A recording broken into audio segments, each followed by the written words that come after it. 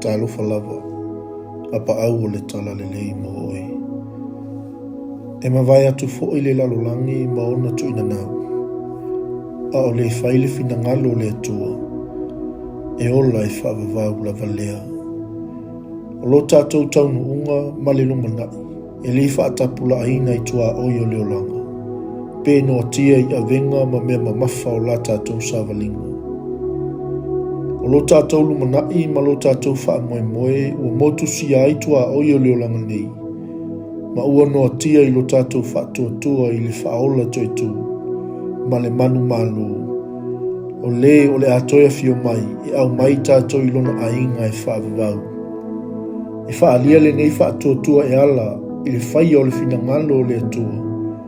E tu salava pe filifili le to'atele o tangata i la tātou tali tonunga whaona po nei. E tuli loa mea e wawe mawai ma le tūmau. A wau i lato uma o e whanau mai le atua. E manu malo i lato i le lalolangi. O le nei fo i le manu malo e manu malo ai le lalolangi. O lo tātou wha tua lava. Whaaftai lo mātou tamapili. Mo le wha mauti noanga o lo mātou manu malo. E pei ona e filfilia i mātou lau whanau. Ia mātou wha tua pea. Mātou e wha tasia ma le oli i lo toia fio mai.